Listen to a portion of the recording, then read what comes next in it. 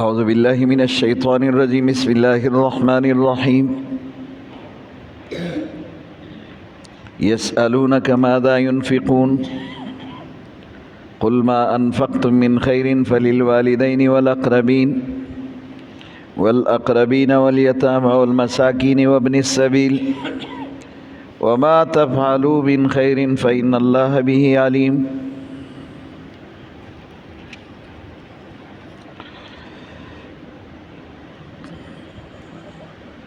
کل کے سبق کا تھوڑا خلاصہ سن لیجیے۔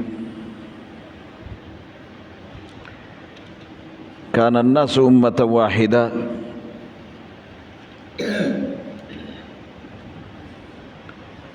شروع میں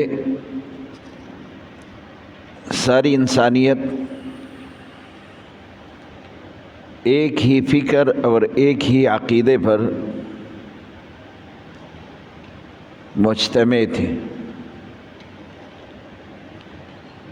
بعد میں اختلاف آیا، پھر اللہ پاک نے مختلف انبیاء بھیج کر ان کے اس اختلاف پر اصلاح کے لیے انبیاء علیہ الصلوۃ والسلام ان کے پاس تشریف لائے۔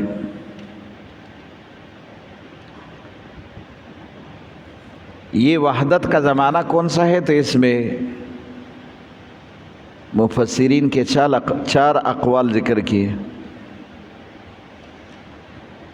عالم ارواح، آدم علیہ السلام کا زمانہ، ادریس علیہ السلام تک، آدم علیہ السلام کا زمانہ، حضرت نوح علیہ السلام تک، اور نوح علیہ السلام کے اولاد حام، سام اور یافس۔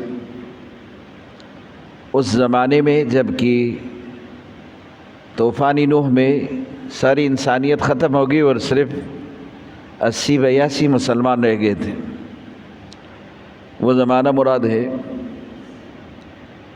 یہ چار اقوال اور اس کا تفصیل بھی ذکر ہوا، اور آخر میں ہدایت کی کنجی اللہ کے پاس ہے۔ اللہ جس کو چاہے ہدایت دے، صراط مستقیم پر چلائے۔ نبی، ولی،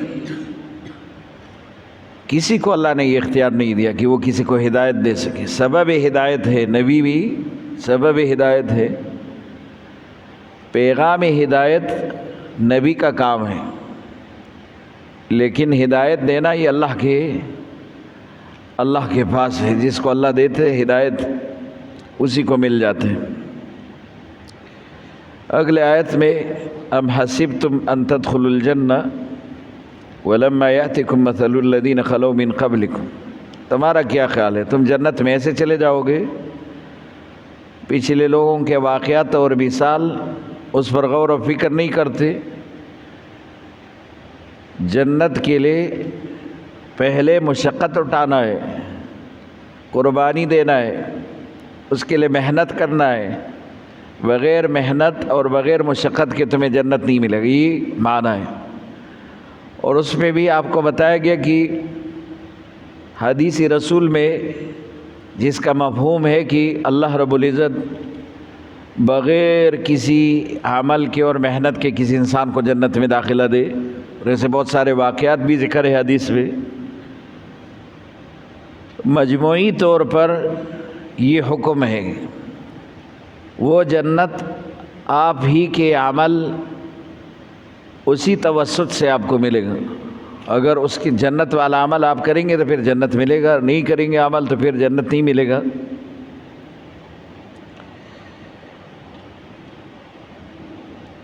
اور اس میں انبیاء علیہ الصلوۃ والسلام کی طرف اللہ پاک کا یہ حکم، حتی یقول الرسول والذین آمنوا معہ متی نصر اللہ، آزمائش اور امتحان اتنے آئے کہ اللہ کے نبی بھی کہنے لگے کہ متی نصر اللہ۔ ہاں، خلاصہ بیان کر رہا ہوں کہ یہاں تک کہ وہ بھی کہنے لگے کہ اللہ کی مدد جل آئے۔ معنی یہ نہیں کہ وہ نا امید تھے کہ اللہ کی مدد نہیں آئے گی، بلکہ یہ کہنے لگے کہ متی نصر اللہ، یہ اللہ کی مدد تو ویسے بھی آنی ہے لیکن جلدی آئے۔ اضطراری حالت میں اسی طرح کا جملہ انبیاء علیہ الصلوۃ والسلام نے بھی کہا تو عقیدے کے خلاف نہیں ہے، اور یہ بھی ان کے اس جو اللہ کے ذات پر یقین ہے اس کے بھی خلاف نہیں۔ یہ کل کے سبق کا خلاصہ بیان کیا۔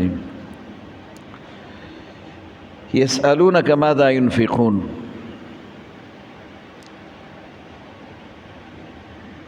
ابواب البر میں سے 12واں حکم یہی، یسألونک ماذا ينفقون، آپ سے سوال کرتے، اور ہم نے کہا کہ سورہ بقرہ میں وہ 8 سوالات ذکر ہے جو صحابہ کرام نے کیے، اور یہ کہا تھا کہ صحابہ کرام نے بے جا سوال نہیں کیا، اور ان کی ضرورت تھی وہ سوال کیے صحابہ نے، لیکن کسی کو تنگ کرنا مقصود ہو ایسے سوال صحابہ نے نہیں کیے۔ اور یہ سوال ہمارے زندگی میں بھی لوگ اسی طرح، ہمارے زمانے میں لوگ اسی طرح سوالات کرتے جس پر دین کی کوئی بنا نہیں۔ 7 آسمان اوپر ہے، اور پھر عرش، اور پھر اللہ کی کرسی، پھر اس کے اوپر کیا ہے، اور تمہیں اوپر جانے کی ضرورت کیا ہے، اوپر اسی سوال کی ضرورت کیا ہے؟ نہ دین کی بنا ہے، نہ قبر میں آپ سے سوال ہوگا، نہ حشر میں سوال ہوگا۔ 7 آسمانوں کے اوپر عرش، اور پھر کرسی، اور پھر کرسی کے اوپر خلا ہے، کیا ہے، 7 زمین، اس کے نیچے پھر کیا ہے، اور آدم حوا کا نکاح کس نے پڑھایا، ابراہیم علیہ السلام نے وہ دمبا ذبح کیا تو پھر اس کا گوشت کس نے کھایا۔ یہ ایسے سوالات ہیں جس پر دین کی کوئی بنا نہیں، اور الزام المخاطب کہتے ہم نے مولوی صاحب سے ایسے سوال کیا کہ خاموش ہو گئے، جواب ہی نہیں بن پڑا، اس سے کوئی جواب نہیں دے سکا۔ بڑا فخر کرتے کہ میں نے ایسا سوال اٹھایا کہ مولوی صاحب کے پاس بھی اس کا جواب نہیں تھا۔ وہ سوال جو نہ قبر میں آپ سے پوچھا جائے، نہ حشر میں پوچھا جائے، تو ضرورت کیا ہے ایسے سوال کرنے کا؟ اور جو اسی طرح کے سوال کرتے ہیں، پھر آپ ان سے سوال کرو کہ کلمے میں فرض کتنے ہیں، نماز میں فرض کتنے ہیں، آپ ان سے سوال کرو کہ پھر وضو میں فرائض کتنے ہیں، غسل میں فرائض کتنے، اس کو اس کا نہیں پتہ ہوگا۔ اور اسی طرح کے سوال ضرور کریں گے کہ 7 آسمانوں کے اوپر کیا ہے، عرش کرسی کے اوپر کیا ہے، اور 7 زمین کے نیچے کیا ہے، اسی طرح کے سوال کریں گے۔ یہ جو کہتے ہیں صحابہ نے سوال نہیں کیے، تو سوال کیے، بے شک صحابہ نے تو ہر چیز کے بارے میں پوچھا رسول اللہ سے، اور احتیاطاً 1 نہیں 2 بار 3 بار، جس چیز کی ضرورت تھی اس کے بارے میں پوچھے۔ اور وہ جو کہ اس کا موضوع نہیں ہے، اور انہوں نے سوال کیے ایسے سوالات کے بارے میں آپ کو بتایا کہ صحابہ نے صرف 14 سوال ایسے کیے جو قرآن نے اس کو ذکر کیا۔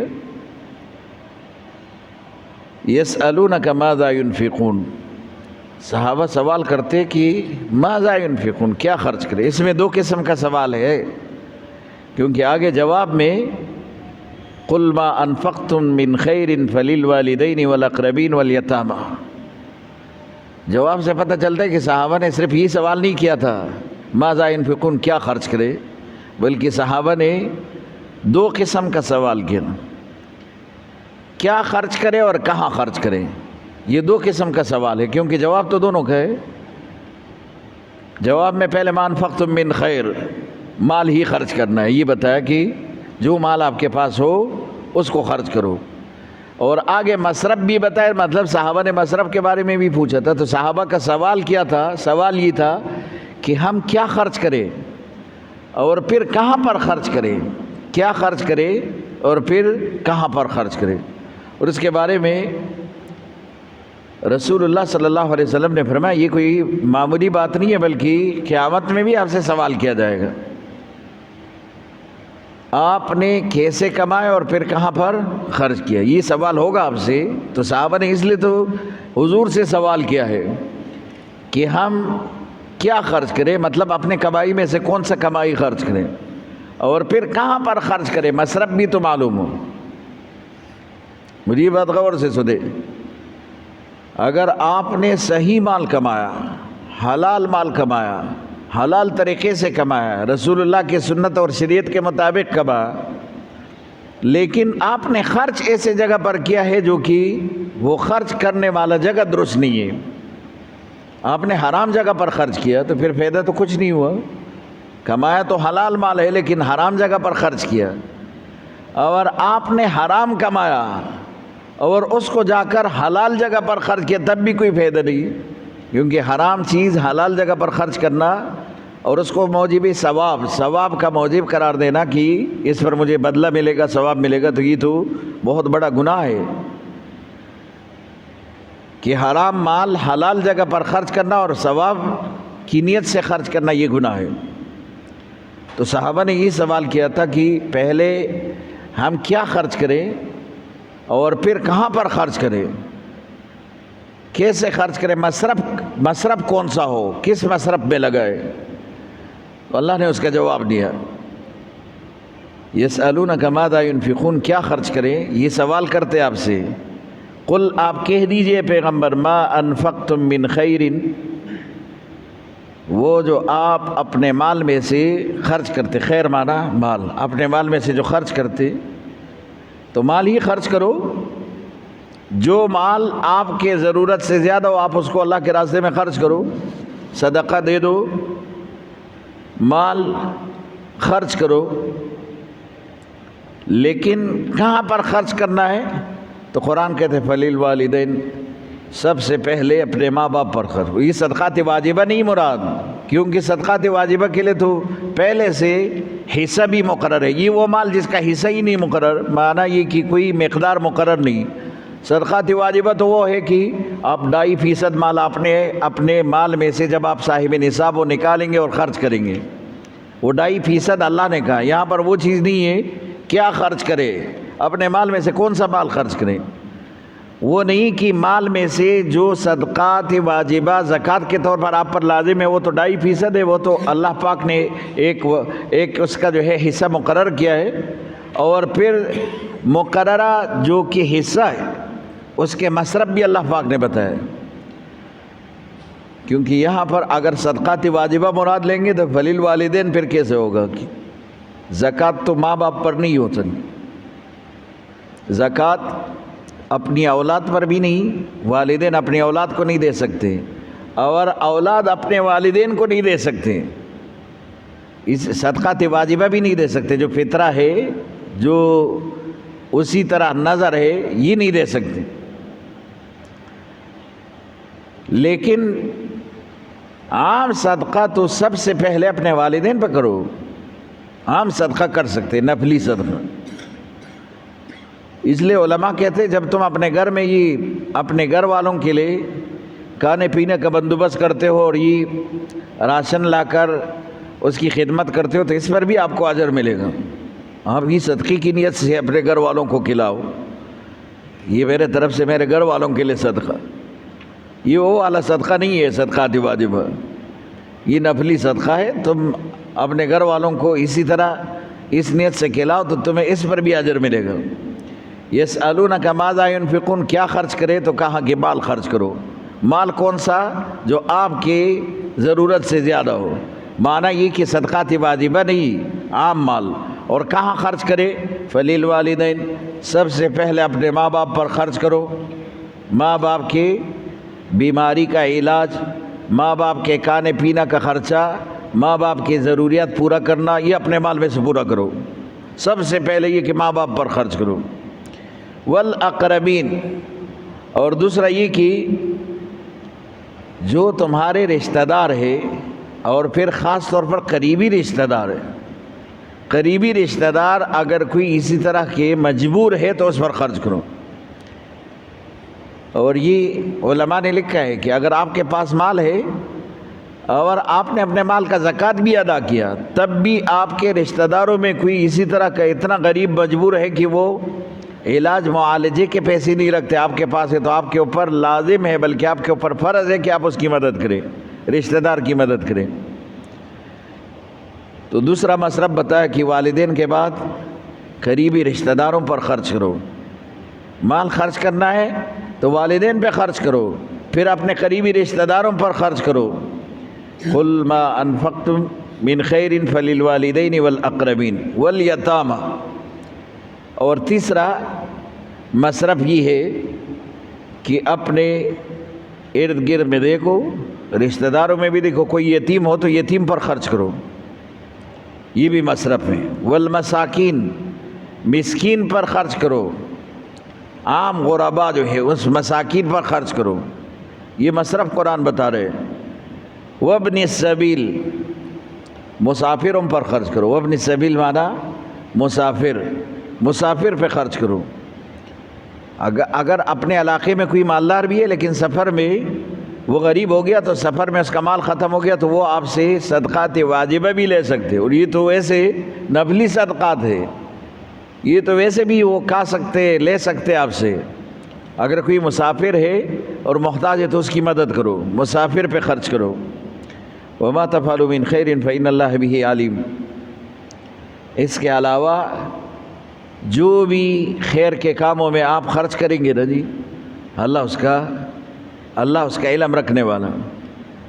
مانا یہ کہ منحصر صرف اسی میں انحصار نہیں ہے یہ جو مصارف ذکر ہے، اس کے علاوہ بھی ہے، اس کے علاوہ بھی مصارف ہے. مدرسے میں خرچ کر سکتے ہیں آپ، جو ہے اپنے رفاعی کام میں راستہ بنوا سکتے ہیں، کنواں بنوا سکتے ہیں، اسپتال بنوا سکتے ہیں، شفا خانہ بنوا سکتے ہیں. اس سے آپ اسی طرح کے کام کر سکتے ہیں.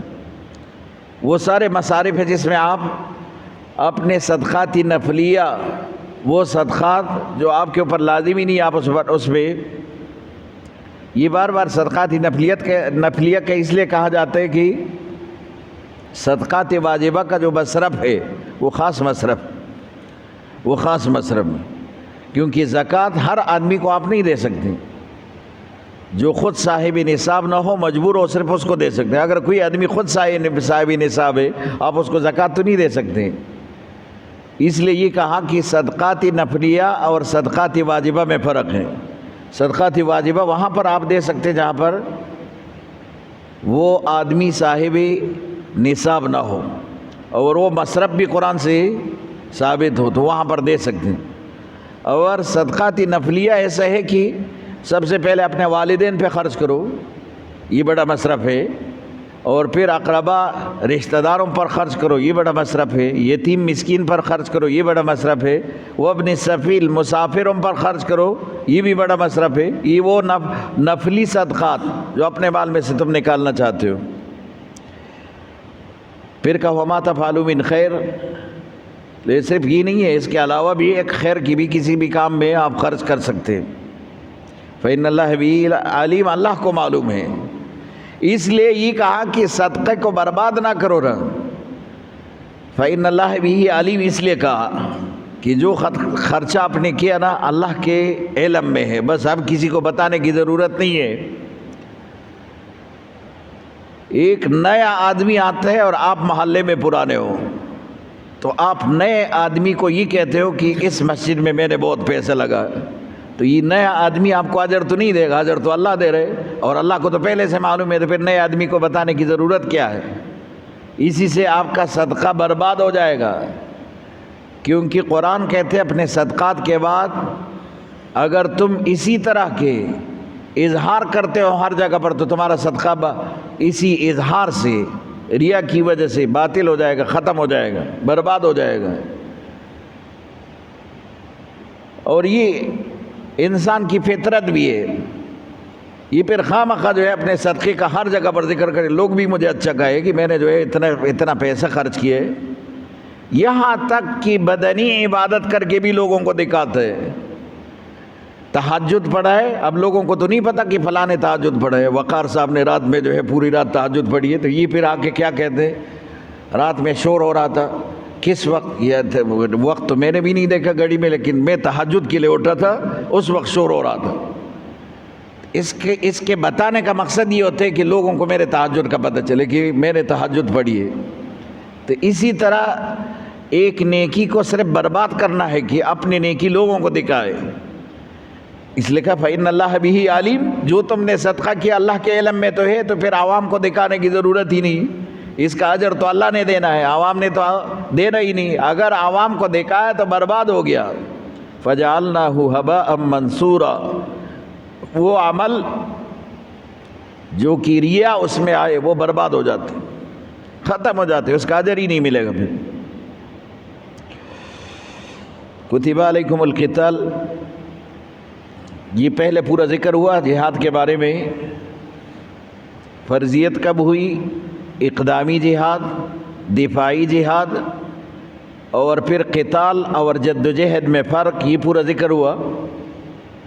کتب علیکم القتال، آپ کے اوپر جہاد فرض ہے، یہ قتال یہ وہ والا جد و جہد نہیں ہے۔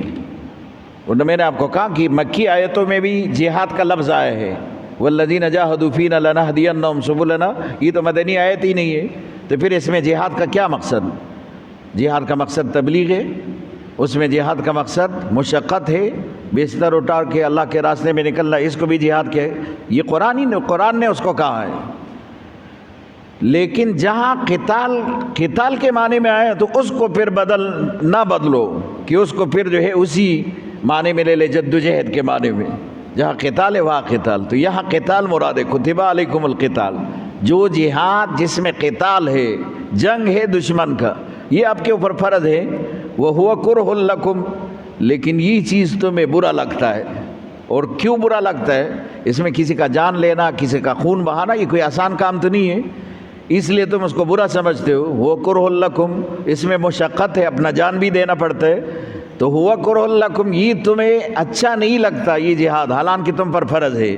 تو قرآن کہتے ہیں عسیٰ ان تکرہوا شیئا وہو خیر لکم، ممکن ہے کہ بہت ساری چیزیں آپ کو بری لگے لیکن وہ آپ کے لیے اچھے ہو، ممکن ہے۔ یہ تو زندگی میں بھی بہت ساری چیزیں ہیں کہ انسان اس کو برا سمجھتا ہے، بعد میں پتہ چلتا ہے کہ وہ اس کے لیے اچھا تھا۔ بہت سارے کام ایسے ہوتے ہیں کہ یہ خود اس سے نفرت کرتے ہیں، لیکن بعد میں پتہ چلتا ہے کہ یہ نفرت بیکار تھا، وہ تو اچھی چیز تھی جس سے یہ نفرت کر رہا تھا۔ تو قرآن کہتے ہیں کہ جہاد جس میں من وجہن، ایک وجہ تو یہ ہے کہ آپ کسی کا خون بہاتے، کسی کو قتل کرتے، خود اپنا جان دیتے ہو، وَهُوَ كُرْهٌ لَكُمْ، یہ تمہیں برا لگتا ہے۔ لیکن بہت ساری چیزیں دنیا میں ایسے ہوتے ہیں کہ تم اس کو برا تصور کرتے ہو، وہ تمہارے لیے اچھا ہے۔ تو یہ جہاد بھی تم اگر برا کہتے ہو تو یہ برا نہیں ہے بلکہ تمہارے لیے اچھا ہے۔ وَعَسَىٰ أَن تُحِبُّوا شَيْئًا، اور یہ بھی ممکن ہے کہ آپ کسی چیز سے محبت کرتے ہو اور کسی چیز سے آپ کا دل اس میں لگ گیا، آپ نے اس سے محبت کی، وَهُوَ شَرٌّ لَكُمْ، لیکن وہ تمہارے لیے اچھا نہیں، وہ تمہارے لیے برا ہے۔ ایک چیز جو کہ تم برا سمجھتے ہو وہ تمہارے لیے اچھا ہے، کیونکہ نتیجہ تمہیں نہیں معلوم، ہر کام کا نتیجہ تمہیں نہیں معلوم، کس کام کا نتیجہ کیا ہوگا۔ تم سفر میں جاتے ہو، یہاں سے دوسرے ملک میں جاتے ہو، مال کمانے کے لیے جاتے ہو، اب تمہیں اس کا نتیجہ تو نہیں معلوم کہ وہاں سے واپسی کامیابی کے ساتھ ہے ناکامی کے ساتھ ہے۔ اب ایک چیز میں تم خیر سمجھتے ہو، اس میں شر آ جائے، تم نے تو کہا تھا وہاں سے ریال اور ڈالر آئیں گے اور وہاں سے تم قرضے لے کر آئے، تو ایک چیز جس کو تم اچھا سمجھ رہے ہو اپنے لیے، نتیجتاً تمہیں اس کا نقصان اٹھانا پڑا، نتیجہ اس کا برعکس آیا۔ اور ایک چیز جس کو تم برا سمجھتے ہو اور گئے اور اس میں فائدہ ہوا، تم جہاد میں گئے اور اس کو تم نے برا تصور کیا، لیکن وہاں تمہارے اس تلوار اٹھانے سے بہت سارے لوگ مسلمان ہو گئے، یا بہت سارا غنیمت آپ کو مل گیا، آپ کو فائدہ ہو گیا، اور یا مسلمان اس فتنے سے جو کہ جہاد کے ذریعے اس کی سرکوبی کی جاتی ہے، جہاد کے ذریعے اس کا خاتمہ کیا جاتا ہے، خاتمہ ہو گیا اور مسلمان اس سے محفوظ ہو گئے، تو اس کا فائدہ ہو گیا۔ تو بہت ساری چیزیں ایسی ہیں تمہارے زندگی میں بھی تم اس کو برا تصور کرتے ہو لیکن اس کا نتیجہ اچھا ہے، اور بہت ساری چیز ایسی ہے کہ جس کو تم اچھا تصور کرتے ہو، اپنے لیے خیر کا باعث مانتے ہو، اور وہ تمہارے لیے خیر کا باعث نہیں بنتا بلکہ شر کا باعث بنتا ہے۔ تو پھر معنی یہ کہ اگر جہاد کی فرضیت ہے تو پھر اس کو اپنے لیے برا تصور نہ کرو، یہ اللہ کا حکم ہے اور اللہ پاک نے حکم، اور یہ حکم ایسا ہے کہ یہ کسی زمانے کے ساتھ خاص نہیں، کسی قوم کے ساتھ بھی خاص نہیں اور کسی علاقے کے ساتھ بھی خاص نہیں. یہ حکم ہے الجہاد ماضٍ الی یوم القیامہ، یہ قیامت تک ہی اللہ کا حکم ہے اور قیامت تک ہی اسی طرح یہ قائم رہے گا. اور رسول اللہ صلی اللہ علیہ وسلم نے فرمایا ایک تو جنت کا مختصر ترین راستہ یہی ہے، اور دوسرا یہ کہ رسول اللہ صلی اللہ علیہ وسلم نے خود ہی فرمایا کہ میرا دل یہ کرتا ہے، میں یہ چاہتا ہوں، میں اس بات سے محبت کرتا ہوں کہ اللہ کے راستے میں شہید ہو جاؤ، پھر زندہ، پھر شہید، پھر زندہ، پھر شہید. یہ شہادت کا اتنا مزہ ہے کہ بار بار زندگی بھی ملے اور بار بار شہادت بھی ملے. اور بلکہ رسول اللہ صلی اللہ علیہ وسلم نے فرمایا کہ وہ آدمی جو پورا زندگی میں جہاد نہ کرے اور بلکہ جہاد سے محبت ہی نہ رکھے اور وہ جہاد کو معنی یہ کہ اپنے دل سے اس کو تسلیم ہی نہ کرے، تو پھر یہ آدمی اگر مر گیا تو نفاق کے ساتھ اس کی موت ہوگی. یہ ایمان کے ساتھ نہیں جائے گا. اگر کوئی اس کو اسی طرح اپنی نگاہ سے اس طرح دے گے، آپ نے جہاد نہیں کیا یہ الگ چیز ہے، لیکن اگر آپ نے اس جہاد کو اس نگاہ سے دیکھا، اس نظر سے دیکھا کہ یہ نہیں کرنا چاہیے، تو پھر اگر آپ کو موت آئی تو منافق ہی مریں گے. معنی یہ کہ ایک آدمی خود جہاد نہیں کرتا، لیکن اگر وہ یہ سمجھتا ہے کہ یہ جو جہاد کرنے والے اس کا بڑا رتبہ ہے، یہ مجاہدین ہے اس کا بڑا رتبہ ہے، اس کی بڑی قربانی ہے، اور یہ جو جہاد کرتے یہ جہاد بھی اعلاء کلمت اللہ کے لیے یہ ایک بڑا سبب ہے، اگر یہ سمجھتا ہے اور اس نے جہاد نہیں کیا تو ٹھیک ہے، جہاد نہیں کیا لیکن جہاد کو اچھا تو سمجھ رہے. لیکن ایک آدمی جہاد نہیں کرتا پورا زندگی میں، اس نے کیا ہی نہیں، اور اس کو برا تصور کرتے اور اس کو دہشت گردی سے تعبیر کرتے یا شدت پسندی سے تعبیر کرتے، تو پھر اگر یہ آدمی مرے گا تو پھر نفاق کی موت مرے گا. یہ حکم ہے. کتب علیکم القتال، آپ کے اوپر یہ قتال فرض ہے. وہو کرہ لکم، اور یہ تمہیں برا لگتا ہے. وعسیٰ، اور قریب ہے. ان تکرہوا شیئا، کہ تم کسی چیز کو برا سمجھتے ہو. وہ خیر لکم، وہ تمہارے لیے اچھا ہو. وعسیٰ، اور قریب ہے. ان تحبوا شیئا، کہ آپ کسی چیز کے ساتھ محبت کرنے والے ہو. وہو شر لکم، اور وہ تمہارے لیے برا ہو. واللہ یعلم، اللہ کو معلوم ہے. وانتم لا تعلمون، اور تمہیں نہیں معلوم، کیونکہ نتیجہ تمہیں نہیں معلوم، تو نتیجتاً تو اللہ کو معلوم ہے کون سا کام آپ کے لیے خیر کا باعث بنے گا، کون سا شر کا باعث بنے گا.